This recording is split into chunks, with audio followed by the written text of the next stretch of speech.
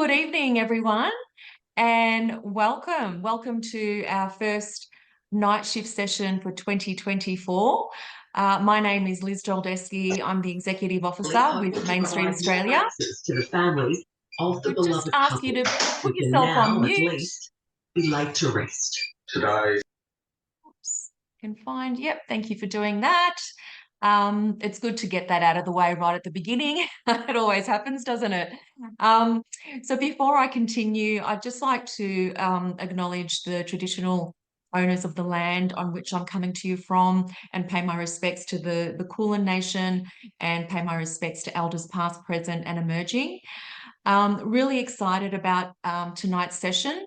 Tonight's session is on strategic planning, and strategic planning particularly for trader groups, on business associations, and all of you Mainstreeters who have to rely on doing that, on prioritising your goals, your objectives with very limited resources and very limited time, and very often with volunteers through your incorporated association structure and through your committees of management. So tonight's session, we've got a fabulous panel of speakers. I'll introduce them shortly, and we're really looking forward to doing a deep dive on that topic and hopefully giving you lots of tips that you can implement in your traders groups and your workplaces tomorrow.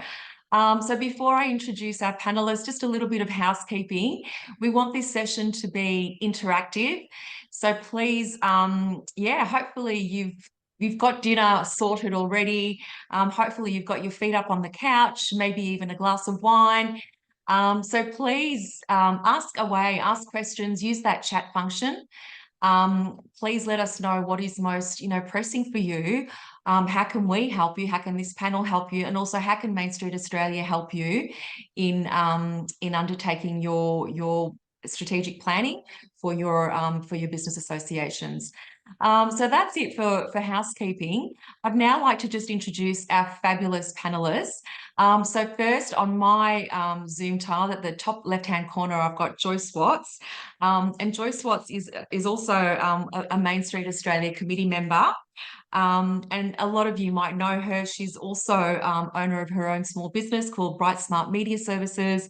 She's a creative events producer and digital marketing expert, and she's had a really diverse career. She started off in intellectual property law and was an e-commerce store owner, and she's a very passionate and awesome digital content creator. So she's really keen tonight to particularly share her expertise around helping small businesses and local shopping precincts to work more productively when it comes to implementing their content marketing and content creation strategies. So please welcome Joyce. Moving across on the right-hand side of the Zoom tile is Monique Mete. And Monique Mete comes to us from Christmas Display Solutions. She's the marketing manager there. And she's a highly experienced marketer. She's got over 10 years experience in the retail industry. She completed a Bachelor of Commerce, and she's had an extensive career mainly in shopping centre marketing. So I'm sure we will all want to pick her brains with that fantastic expertise that she's had in local shopping precincts. She's also worked in New Zealand and more recently in Australia. And her very valuable skill set includes a wealth of knowledge in delivering Christmas activations and an in-depth understanding of the client journey in planning for Christmas. And I did a check. I checked my Christmas countdown calendar, and there's only 306 days to go. So the planning better begin. And finally, please join me in welcoming Aneta Pazeski. Aneta is part of the economic development team at Maribyrnong City Council, and she's been instrumental in leading great changes in the city of Maribyrnong area. I actually live in the area, so it's so exciting to have someone with such passion and expertise as Aneta and the rest of the EcoDev team. And she works very closely with assisting trader groups in the Maribyrnong LGA area to help them with their strategic planning. So she's got some fantastic tips and expertise to share there. And also with another hat, Aneta's got, she runs her own small business, her own retail small business in a local shopping precinct. So I don't know how you fit that all in. But yeah, also has time to come on our panel. So thank you all so much for joining us. Now, I think we should start. Let's stick with the routine of top left-hand corner of the tile. So we're going to start with you, Joyce. And the way that the session is going to run tonight for all of you, we've got some questions that we've devised to just kickstart the discussion. But again, we'd love to get your involvement and your response to what the panelists say. So please make sure you add your comments and your questions. But we'll start firstly with Joyce, and with Joyce's expertise in digital content creation. So Joyce, let's just get straight into it. So what are your thoughts on how you think small businesses and local precincts can maximise their content marketing strategies on a tight budget and with the limited resources that trader groups and business associations have around Australia? Well, I think that we need to think about what is unique about small businesses and trade associations, or shopping precincts. In a world where we can do a lot of online shopping, we can go to big shopping centres where everything's under one roof. Why would a person choose to shop at a local shopping strip, or why would they choose to shop at a small business? And a lot of the time it's about, because they have an emotional connection to it. Sometimes it is about convenience and price, but that's a very hard competition to win when you're up against the big box brands. So a lot of the time it's about emotional connection, and it is about wanting to support small business. So what makes small business and local shopping precincts unique is their story. A lot of the time it is about the longevity, let's say. It's small business owners are often very passionate about what they do and why they do it. Often the owners are involved in the business directly. So they might be the person serving your coffee. They might be the person across the counter gift wrapping your book. And so those kind of interactions, those human-to-human interactions, is what we're trying to capture when we are planning content strategies for small business and local precincts. So, for instance, one of the things you might choose to do is really have a plan and a system in place for making sure that I don't know, like every customer who buys a dress from your boutique, ask them whether they're comfortable with having their photo taken with that dress or with their purchase, or even just with their shopping bag, saying that I've bought it. This just goes to show that there are real people, I guess, shopping at your store. And if you want, in your social media, let's say, you could capture their stories about, maybe they bought a gift for their mother, or they bought a teacher gift for their kindergarten child, that sort of thing. So we're really talking about sharing more of a story and sharing more of the behind the scenes. If you are a bakery, like having behind the scenes of people using their hands and using their skills, that is really compelling content. And that is the kind of content that, frankly, a Baker's Delight or, again, a big box chain may not necessarily capture because they're too busy doing other things. So really think about what makes your store unique, or what makes your type of store unique, or what makes your shopping precinct unique, and then really try to put in place a system and plan. So you're not thinking on the fly. It's like, oh, that person's already walking out the door. I should have gotten their name, or I should have gotten that photo because they were telling me all about this gift that I was gift wrapping for them and how it was going to be meaningful to somebody else. Something like that. Absolutely. Yeah, I think you totally nailed it. That's what distinguishes small businesses from, the big box businesses, is that, yeah, it's often small family, run businesses that have that, that personal, connection, and even that personal, reason as to why, they are self-employed and why they are running their own small business. It's for them. It's to feed their own families, to put their kids through school. So that story and that personal connection is so important. So thank you for sharing that, Joyce. So I'm just wondering, what tools or techniques do you recommend, like for content creation and marketing for, for small businesses, and on, local shopping strips, or even for, trader groups and business associations that are devising content creation strategy for their own precinct? I think a really important one is trying to capture user-generated content. Again, if you are a local shopping precinct, there are people who are passionate about your shopping precinct. And very often, because we're all using our phone to publish content as individuals, we want to be trying to capture that, because again, it shows that there are real people coming to visit you, your shop or your shopping area. So again, have a way of finding that user-generated content. A very easy way is having a look at Instagram hashtags. For instance, I live in Footscray, and if you search hashtag Footscray, there is a lot of content there that people are producing because they are either visitors or locals of Footscray. Our Traders Association has its own hashtag, which is Love Footscray. So we often search that as well to see what people are saying about loving Footscray, and we reuse that content. So that is a really easy way to not be on a content hamster wheel where you have to generate your own original content all the time and feed the Instagram machine. Go and look for user-generated content. One of the accounts that I managed was 100% user-generated content, but the engagement on it was so good because obviously you curate it. So we have beautiful images of landscapes, beautiful images of food, so on and so forth. So lots of social media scheduling tools will have hashtag monitoring functionality. The one I particularly like is called Sked Social, just because I think the way in which you can get that user-generated content and republish it on your own channels, the way that they have integrated that into their back end is really easy and seamless, to the point where you can literally copy captions over from the original post. The other thing I think everyone is already aware of is using Canva. Canva obviously is a very easy to use design tool, graphic design tool.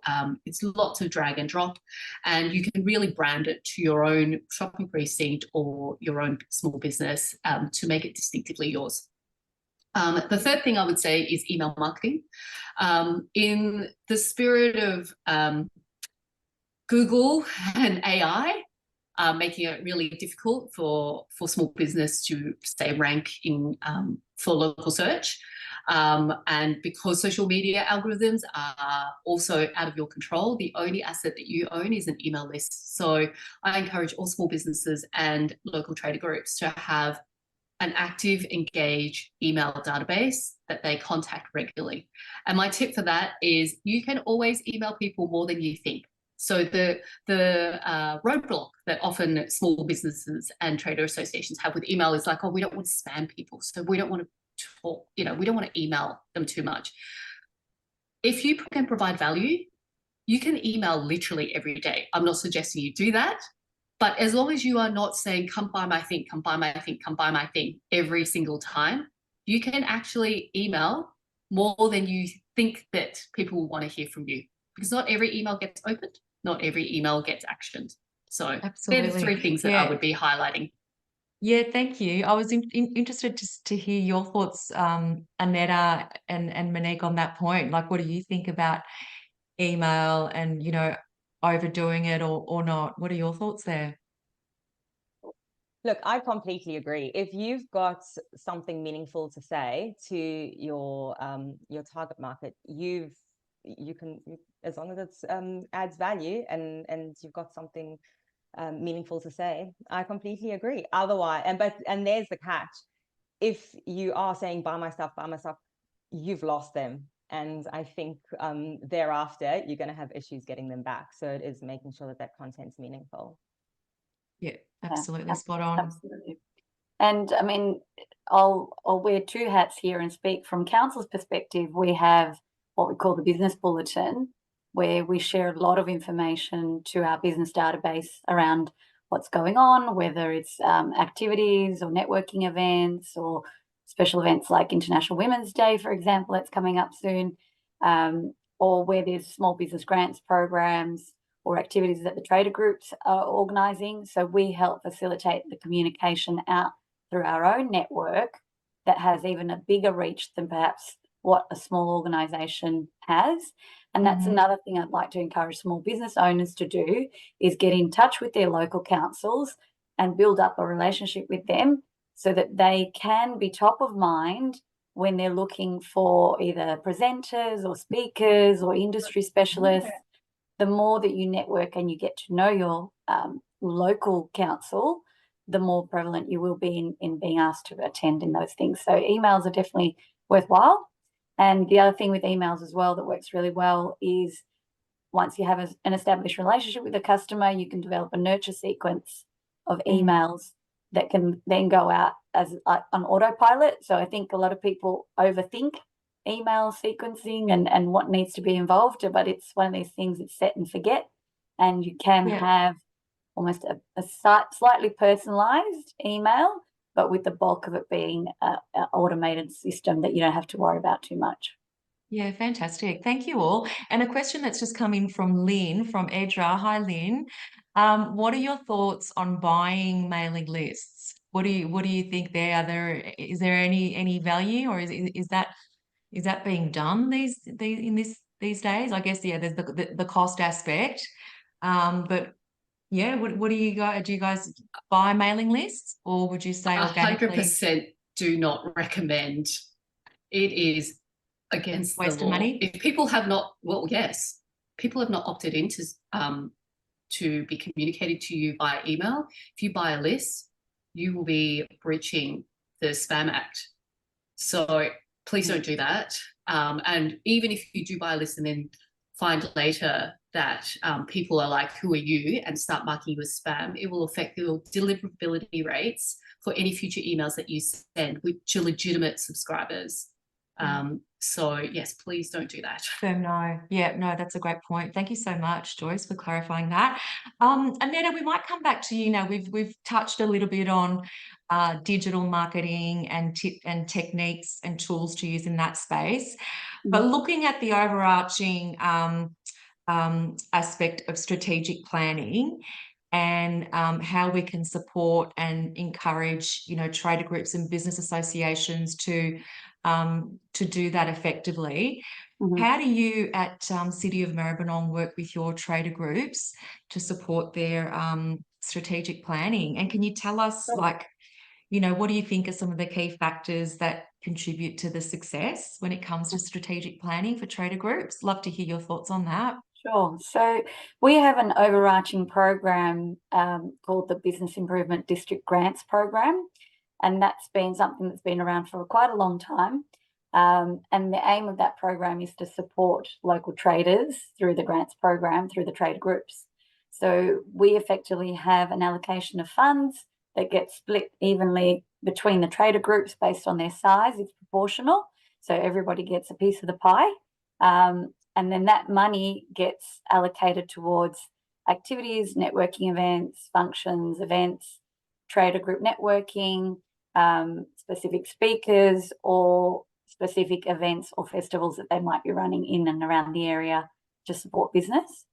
So every year as the council, we bring together the presidents of each of the trader group associations. In Maribyrnong, we have 6. So we bring together the president and a few of their key players. So it might be the vice president or the secretary or another key committee member that might come along. So we do a main annual strategic planning day where we bring together the key players and we bring them together in one room. So in the past, this wasn't done. It was something that I introduced with the economic development team when I started, and it's been very successful because we have one consistent template that everybody uses for that strategic planning process. So the idea is that we all work together based on the priorities of each local area and their own constituents and their own business dynamics. They develop initiatives that will suit how they should allocate those budgeted monies. And with working with each of them, they report that back in through council and we allocate those funds in that way. So there's a systematized reporting mechanism for that as well. So that's been really effective. That's great. And what time of the year do you do that? So, and is that on financial year, like the strategic planning? So normally we do the strategic planning in May in Mhm. preparation for the 1st of July year. So we operate on financial year, 1st of July to 30th of June, and we essentially do the planning in May, and then they have some time to make some iterations and put that towards their committee members and get agreement, and then they put through the final submission to council in preparation for the funds to be issued out early in July. Yeah.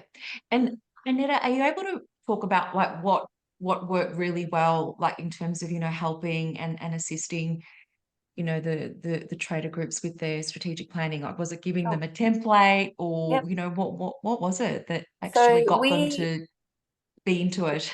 yeah, we brought them together because in the past they used to operate as silos quite a lot. So they all had their own way of doing their planning. So we brought together, the first year that we did it, we hired an external facilitator to help us with the facilitation of the workshops.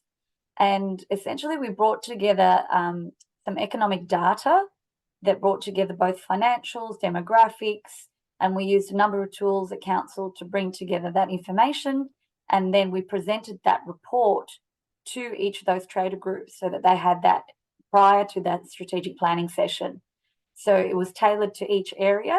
So they knew what the key problem areas were, what the challenges were. We did a SWOT analysis as part of that exercise within the planning session.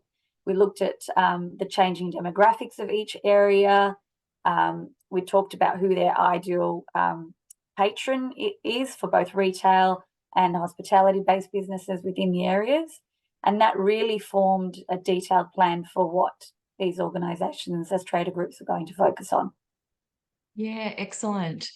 That sounds like such a fantastic process, and yeah, it's great that you've had two years of implementing that now. 2 years, yes. Yeah, excellent. And just a question here from Glenn. Can that template be made available to regional traders associations? Thank you for your question, Glenn. So that is the City of Maribyrnong's template, and I understand you do a lot of tailoring for each of the traders groups, Aneta. So Yes. it might not be relevant or applicable, but Glenn, I can let you know that we at Mainstreet Australia will be preparing a skeleton template based on advice and input from tonight's session. So look out for that. We will be sharing a template with our members after this session. I can't give an exact timeline, but we will be following up on this session with a template that we'll be happy to share with our members. So thank you for that question. I might go now to you, Monique, just so we've talked a little bit about digital marketing, a little bit about strategic planning. And Christmas, as we said, there's only 306 days to go. I'm sure you've got a countdown calendar yourself, Monique. So let's talk about that. Like, should people be starting to be planning now for December 2024, Monique? And can you tell us what you think are the key elements of a successful Christmas activation in a retail environment, in a main street, environment? Absolutely. So yes, I do personally live and breathe Christmas every day. However, in the context of councils and trade associations, in that strategic planning, Christmas needs to be part of that planning process, and in terms of allocating the annual budget. So it does need to be addressed early on. And this is a very busy time of year for us because people are putting their budgets together. And we love that level of detailed planning because we're able to provide those insights to input into the budget process. So then when it comes to implementing that, the festive campaign, at least they've got realistic budgets and expectations in terms of all of the nuances and elements involved in it. So the first step is always to make sure you have a really good understanding of your stakeholder priorities and what their expectations are. Look at the previous year's decorations if you're new in the role, just to get an understanding of what your community expects. And also to take stock of what state it's in, just to make sure that you are taking a holistic approach to identifying the opportunities and the requirements for the year when it comes to Christmas. So making sure that you understand those priorities, making sure that you understand the priorities of your stakeholders. It's then important to understand the space that you're needing to activate, and looking at it from the opportunities of where are the key priority areas to activate. So it can land up opening a whole Pandora's box to completely cover the space in Christmas decor. So it's really important to understand what the key priorities are, and then based on that, understanding the parameters, the infrastructure, and those factors involved in what to activate those spaces with. Then when it comes to the holistic budgeting with any campaign, but especially with Christmas, it's really important to consider the fact that it's not just the product purchase. You need to consider installation, dismantlement, repair, maintenance if you've got existing decorations that aren't looking their best. Where is it stored? Do you require storage? Fixings, fittings, where are they going to be installed? So the other element that really needs to be considered is what happens when it comes to its end of life, because if you've had your beautiful feature tree on the same street corner for the last 5 years and it's come to end of life, the community is going to expect something. They're going to expect that tree. If it just disappears with nothing to replace it, that's going to cause a fair bit of disappointment, which is not what you want at the happiest, most joyful time of year. So there's a lot of things to consider. Then in terms of the execution, making sure that all elements are cohesive, consistent messaging, that it resonates with the community. And of course, it needs to reflect your brand. It needs to reflect your community. The very contentious Merry Christmas, Happy Holidays, Season's Greetings, that's always one that we need to be very careful. Very careful, absolutely. No Merry Everything. I don't know. Don't try and get creative with the too creative, you know, in that respect. But and then of course you need to consider all of your channel, your social media channels, all of those other elements in terms of the execution. And as exhausted as we all are after the end of the year, the decorations come down, that campaign analysis is so important, understanding how the community felt about your campaign. And again, this is not just for Christmas, it's for every campaign. Because the last thing you want is to roll out a campaign in the following year that the community was never really a fan of in the first place. So yeah, or is just the things will need same as last tweaking. year's as well. Just, yeah, you don't want to keep repeating the same thing all the time. Yeah, definitely. And often it just requires a little bit of tweaking, but it's just making sure that those lines of communication are open with your stakeholders, with your community, and just making sure that everyone is on board and is singing from the same song sheets. Yeah, fantastic, Monique. Thank you so much. A question from Matt Lanigan. Hi, Matt, from the Chapel Street Precinct Association. This is for you, Monique. Do you have any ideas or strategies for Chapel Street and fellow high street traders groups for Christmas activations when considering, that they are up against the massive budgets of the Chadstones and the High Points and the big shopping centres? So what's your advice there? Yeah, look, it's not a short answer, and I'm more than happy after this to be contacted and have these conversations in more detail offline. But it's important to consider what has been done. So what does your community expect for the year ahead? So you can't just scrap everything and start afresh. The other thing to really keep in mind is that less is more. And also, especially in your case, to make sure the quality and make sure your brand is really celebrated and elevated with what you roll out. So it comes down to budget as well, and that's where I really encourage people, don't be coy with your budget. Once you do that holistic year budget and you know what you've got for Christmas, have that conversation, because Christmas is very unique to each community, and so, you know, to everyone here, Christmas looks slightly different, and for your communities. But I would really just recommend, like, less is more. You need to be realistic about your budget and look at what can be done. If you've got a really strong existing display, what can you do to elevate it?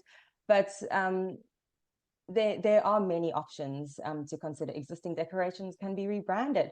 And also how you collaborate with your individual traders to leverage off your Christmas display, to really engage with your community at that really critical retail time.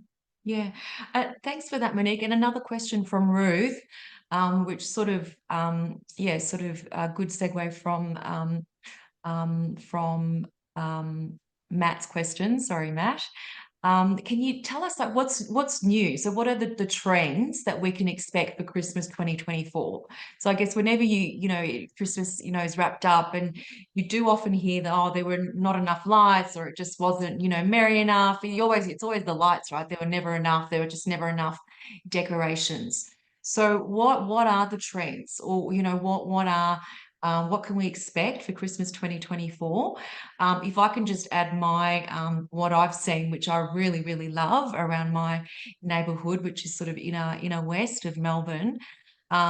Sydney Road Brunswick Association do painting on their shop front windows. So they get local artists to paint, like nativity scenes and just, lovely art on the shop front windows, and they make a day of it. So that's like their, lead up sort of, carnival, which I really quite love.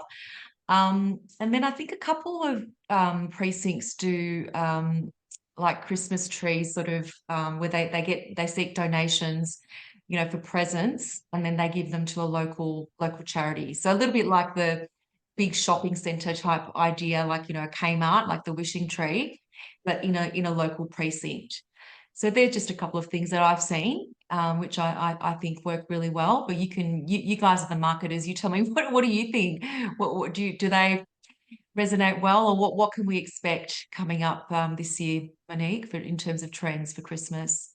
I think an emerging trend is that, and just to pick up where you touched on lighting, is that we see so often that we get inquiry for Christmas lighting, and we are bombarded with images of European Christmas scenes where they've got amazing lights, and it looks amazing, because at 5 o'clock when they walk out from work rugged up in their coats, it does look like a magical Christmas wonderland out there with all the lights. However, in Australia, it's 30 degrees, and we're in our sleeveless tops, and those lights aren't really popping as they do in Europe. So we really are. I expect that we're going to see more and more a trend towards day and night of decorations. So yes, absolutely. There'll be many precincts where nighttime lighting is critical, and absolutely we've got those pieces that look spectacular at night, but during the day they need to look good as well. And that's one thing that we will that we are seeing more of this year, as we're experiencing our influx of inquiries at the moment. Yeah. So and the other thing with Christmas is you'll see people want, especially post-COVID. I was still in retail marketing post-COVID, and it really hit me, the demand of consumers post-COVID for quality activations. They weren't going to roll out for, a quick, gift purchase just for the sake of it. They really want quality, and that is a trend that we're going to see a lot more of. That the quality of what you put forward in order to get that engagement with the community.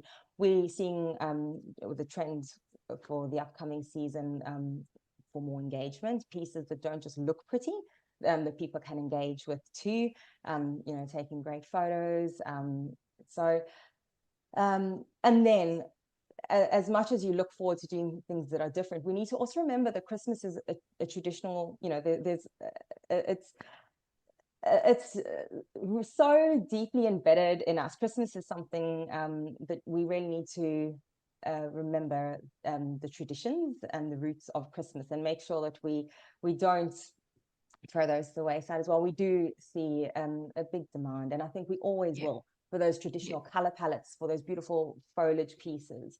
So absolutely. yeah. Absolutely. Look, and I think we just love it. Like, I think even though it is, we're on the other side of the equator and it's totally different season.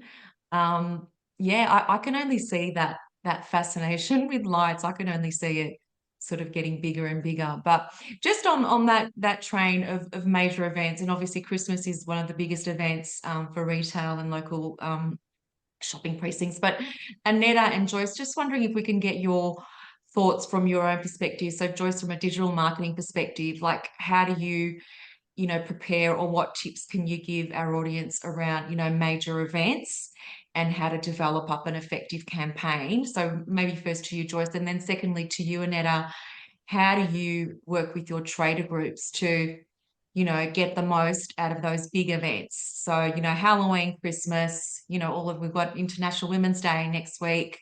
Are there any tips that you can, provide from a, local councils assisting trader groups perspective? But we might go to you first, Joyce.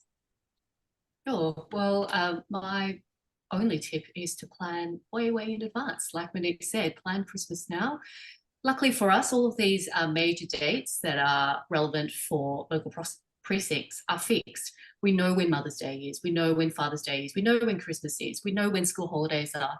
So once you've got all those dates set up, then start working 4 to 6 weeks back is how I'd recommend it. Any earlier than that, in terms of marketing, people aren't going to remember, and you will feel like you're spamming everyone about Christmas. Having said that, sorry, I would say Christmas is the exception. Christmas starts 1st of November. Your marketing for Christmas starts 1st of November. As soon as Halloween finishes, 31st October, you switch to Christmas. And you can't switch that quickly if you haven't planned for it in advance.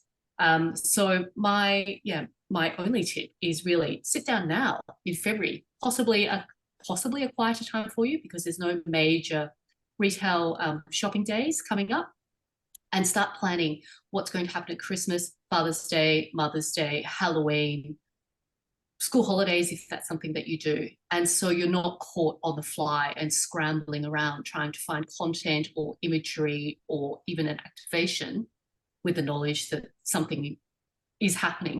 You know when those dates are. Get organised now. Yeah, Absolutely. great tips. Yeah, Aneta, thank you.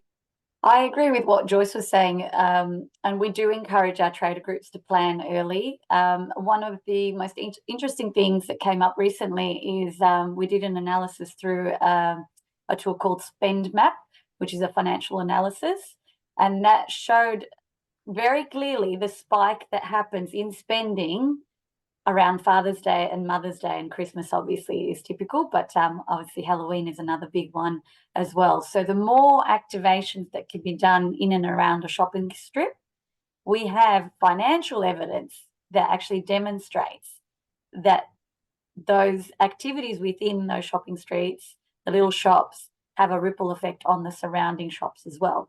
And I think this is a real opportunity for small business operators that they haven't tapped into well enough and haven't planned for in advance enough. We encourage a lot of our trader groups to cross-collaborate. And a classic example is, for example, something like the Sun Theatre in Yarraville. In key events like that, you could have a special Mother's Day screening and then offer a dinner and then a dessert at a different restaurant, but sell it as a package experience. So I think particularly with Instagram and social media, we are moving more to that experiential selling and taking away, people are so consumed with an overwhelming amount of information that if somebody presents you an easy offer, it's a no-brainer where it says to you, here's where you can have entree here's where you can grab a movie and here's where you can grab your dessert afterwards. And it's all for all basically mapped out for you. It gives that user a really easy experience, and then they will rave about that and tell others about their own experience. And then it becomes a viral experience. Throw in a bit of Instagrammable background and get them to snap a photo at any one of those locations. And all three businesses or four, whoever's sort of involved in that collaboration benefits. And I think this is where business owners need to step away from that silo mentality and really look at your neighbours. Having good relationship with your neighbouring businesses is really important, particularly when you're up against the High Points, the Chadstones, the main big shopping centres of like CBD as well. You can't financially compete, particularly with a marketing spend, but what you can is going back to that grassroots, almost like family and welcoming and opening the doors experience, and having that personal one-on-one experience, particularly for the local neighbourhood where they know you by first name. They'll come back and they'll tell their friends and they'll be raving fans. So I think that's a real opportunity for traders. Yeah, such a good point. And yeah, I can tell you're talking from your entrepreneurial small business hat on, Aneta. That's fantastic. So a couple of questions that we've got in. Thank you so much. Yeah, please keep putting them in the chat. So firstly, a question from Glenn. What advice can the panel give for actually establishing the annual goals and then setting achievable action plans? So Aneta, do you mind if I throw to you on that? I think with anything, and this is my goal setting methodology with any strategic planning or financial planning, is to start with the end in mind and then reverse engineer backwards. So every organization or trader group or business knows where it wants to head. So if you have a direction that you're aiming towards, that's where you should start. So looking at what is the end game, what is the end goal. If it's with a trader group, it might be about how best to support multiple businesses and measuring the return on investment of the dollars that trader group spends on activities. Or if it's a small business, it's about what is the annual revenue that they'd like to reach for that year, and then work back to say, how do we achieve that? What are the activities that will then convert those activities into leads? And then how do we convert those leads into buying customers? And then from those customers, future referral customers. So it's almost like starting with the higher vision and then breaking it down into bite-sized pieces to then develop the action steps behind each of those strategic implementation pieces in that strategy. That sounds like a perfect way to do it. I love that. Monique and Joyce, did you want to add anything to that, or? Yeah, I would say also as an adjunct to what Aneta's saying, I would say as a traders association that when you're thinking about what end you have in mind for a whole year, I would say no more than 3, because traders associations are generally based on volunteer time. There might be an executive officer, and if there are lots of, everyone is very passionate about their local area and everyone has lots and lots of ideas. But realistically, as a traders association, which is either 100% volunteer or maybe with 1 or 2 paid staff there, you can realistically only maybe achieve 3 things in 12 months. With those 3 things, let's say 4, you do 1 a quarter. So you're not trying to run 4 initiatives in a month. Say your quarter for quarter 2 is probably going to be Mother's Day.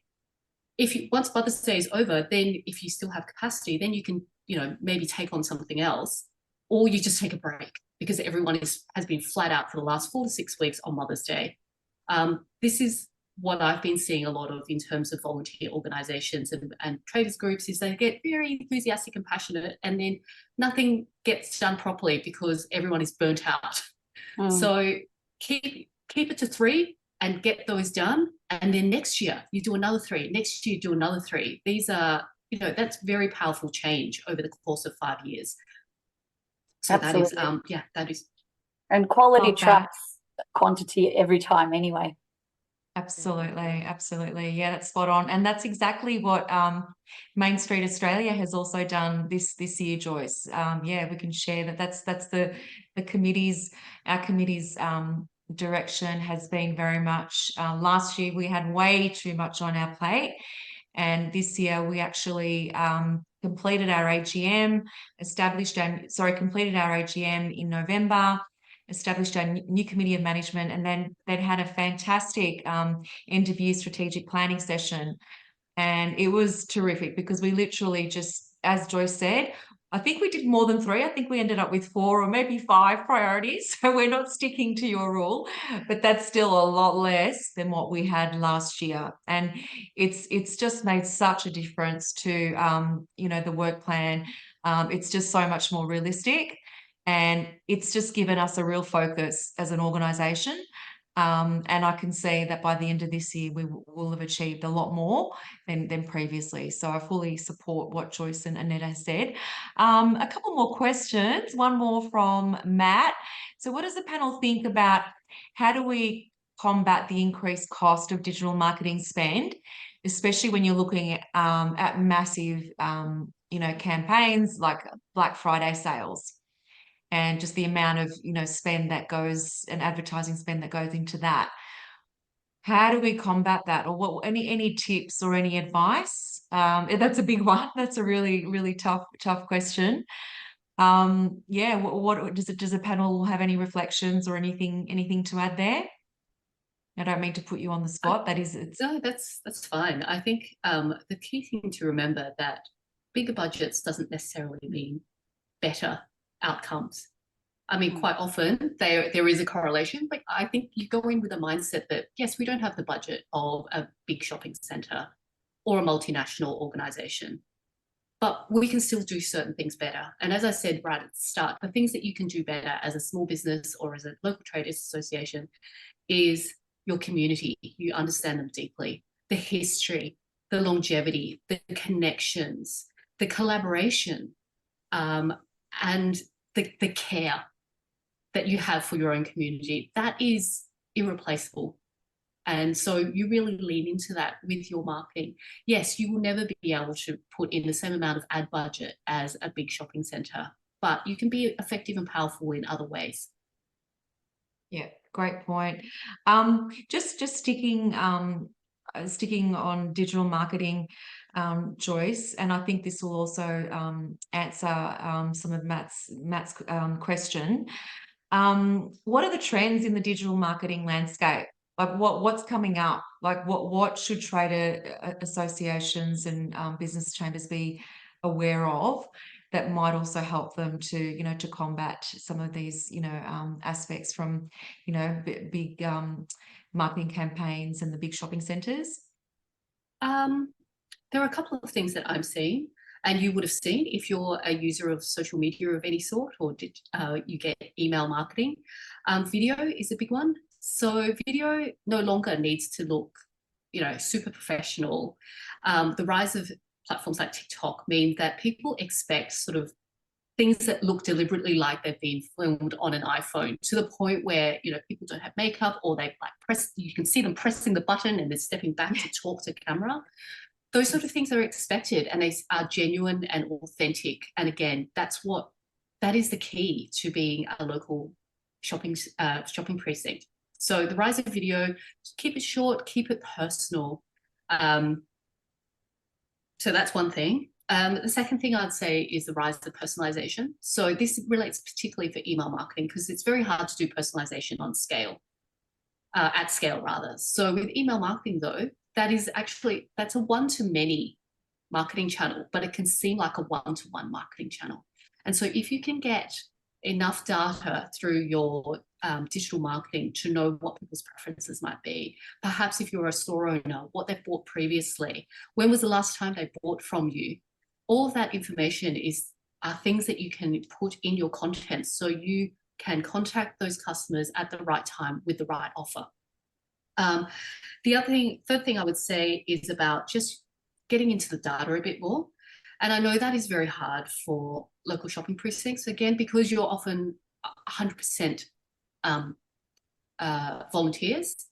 But as Monique said, I think it's really important not just to keep running forward and running forward and running forward without looking back and seeing whether the marketing that you are doing at the moment, what the data says about that marketing. Are people engaging with it? And is it something that you should be replicating? So that kind of data-driven marketing is a bit of a buzzword at the moment. It should always have been data-driven marketing, but now people are really getting into the idea of it.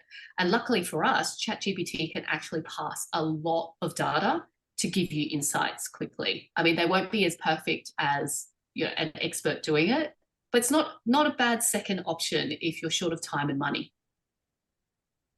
Yeah, fully agree. Yeah, and that's a topic that we will be exploring at our upcoming conference. So I'm not sure if any of you have seen some of our recent communications, but artificial intelligence and the impact on our sector, and how we can all leverage it and should be using it a lot more effectively to make our jobs easier. That's going to be a big theme for our conference coming up in August. So yeah, hopefully we'll see many of you there. Monique, just coming back to you, are there any other tips or insights you want to share with the audience around seasonal campaigns, and particularly for the type of organizations that we represent that might be constrained, from a budgeting perspective?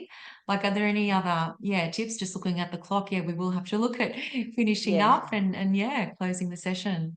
Yeah, just a couple that have been brought to mind like to pick up what Joyce was saying about the fact that looking at the spikes, or sorry, I think it was Aneta, looking at the spikes of where people are spending more.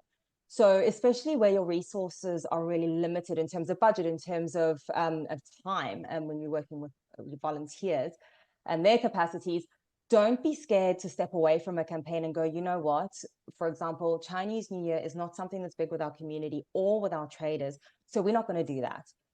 Knee-jerk reaction campaigns can land up being more trouble than they're worth, and you don't get the benefit out of it. And it's better to just take a breath and regroup and move on to the next campaign that is going to resonate with your community and that is a priority to your traders as well.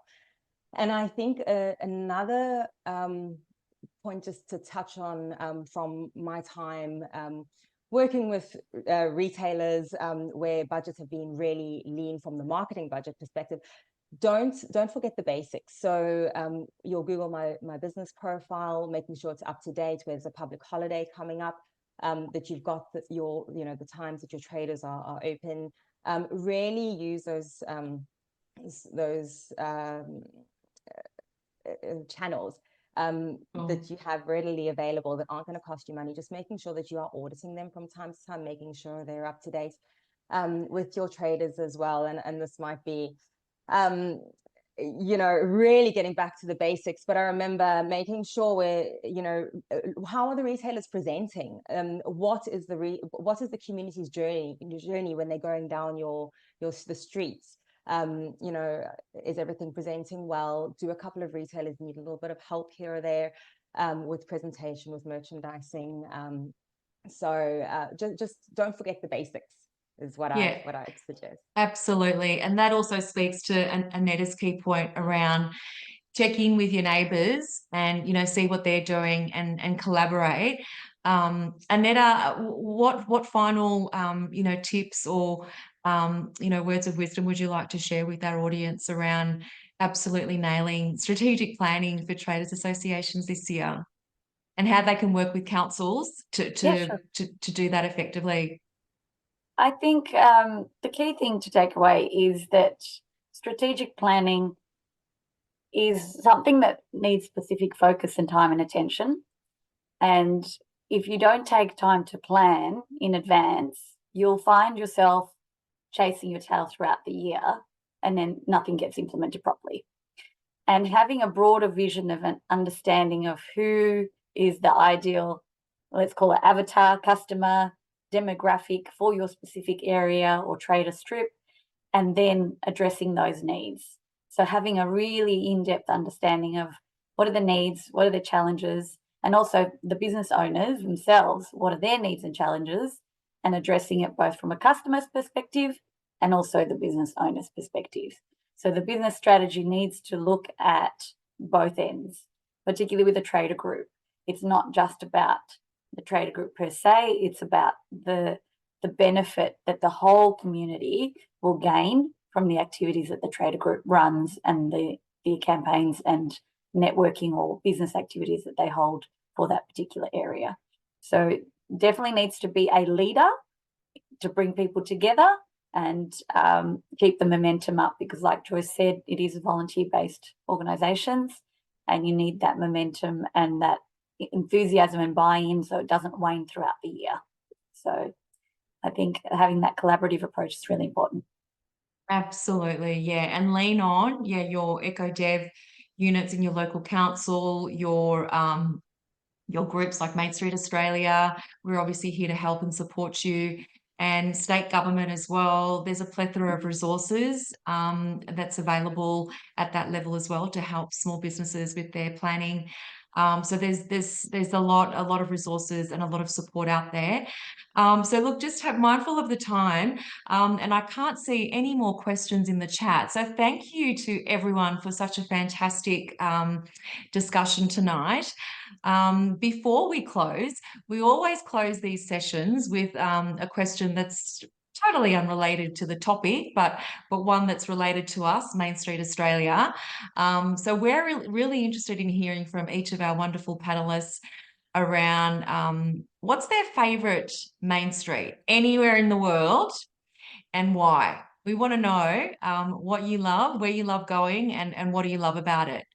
Aneta, I'm going to start with you. Oh, start with me. I probably tapped into my last trip to Europe. So there's a place called Corso Italia, which is in Sorrento.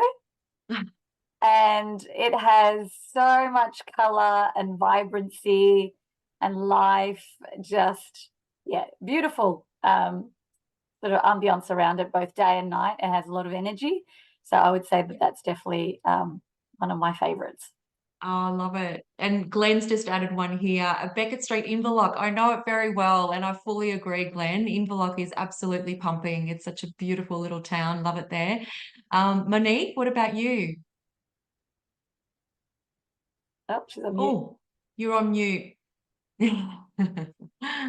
Sorry about that. Yeah, so going back to my roots, Adderley Street in Cape Town, and that for me is close to my heart and has so many happy memories, because it's really a place where the community comes to celebrate, to work, to shop, to be entertained, and just so vibrant and so colorful. And those memories from way back many years are just so etched into my memory, so it's close to my heart.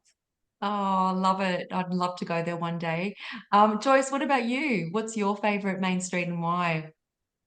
My favourite Main Street locally is in Yarraville, but I'll leave that with you, Liz, in case you're going to say Yarraville. So my Main Street, not locally, is actually Maribyrnong High Street in London. I think it's a perfect example of a small high street that has a great diverse mix of retailers. There are places to sit. There are places to sit at either end. There are small no traffic squares that come off Marylebone High Street.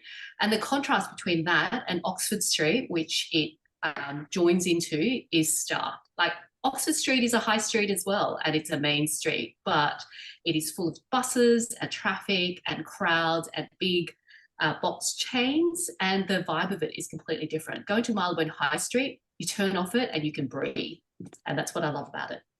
Oh, awesome. Fantastic. Thank you so much. I was definitely going to say Yarraville, but I love Chapel Street as well. I think, Chapel Street is absolutely one of our most iconic strips for a reason, and because of that fantastic history that it's got. But look, thank you so much, Joyce Watts, Monique Mete, and Aneta Pazeski. I'm going to give you a round of applause.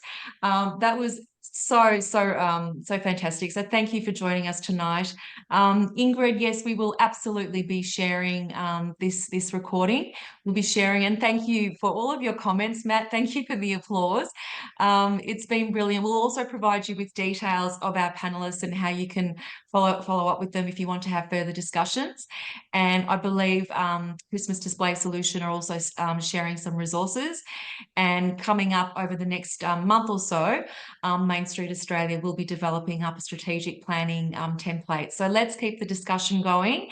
And please feel free to contact me as well at execofficer@mainstreetaustralia.org.au. I'd love to hear from you. How can we continue to make these night shift sessions even better? What do you want to hear about next? And also, how can we help you with your strategic planning? So thanks again, everyone. I hope you have a fantastic evening. We'll see you all again soon. Thank you. Bye for now. Thank you. Bye-bye.